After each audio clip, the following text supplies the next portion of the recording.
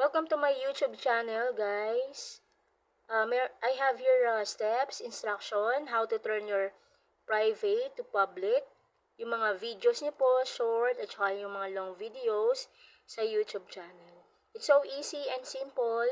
Number 1, go to your YouTube channel. Click niyo lang po yung view channel. Number 2.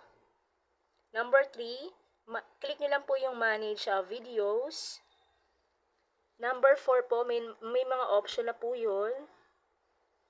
Short videos, yung mga live, at saka yung mga long videos po. Sa akin po kasi short. So, kinlik ko lang po yung short. So, number 5, see there's a padlock icon. Kapag private po kasi, may padlock icon po kayo makikita. Number 6, click nyo lang po yung 3 buttons.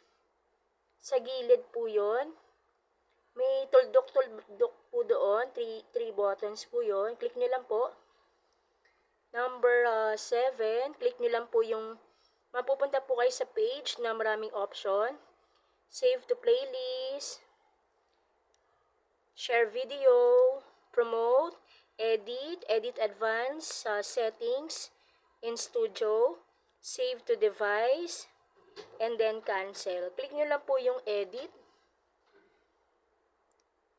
And then,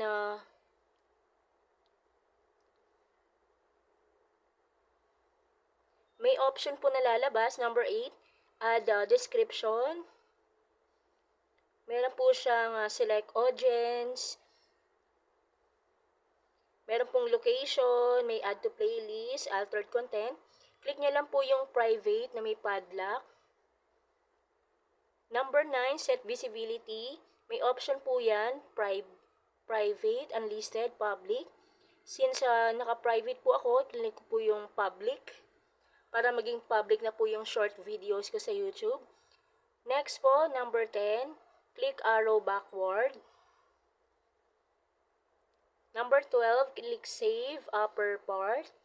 Number 13, para ma-remove po yung padlock icon, ibig sabihin niya po na naka-private. So, since nag-click na po tayo ng public earlier, na-save na po natin, everything is okay na po. So, be mindful, fully informed na po tayo. Everything is alright. Thanks for watching my video. Kindly like and subscribe. Gracias!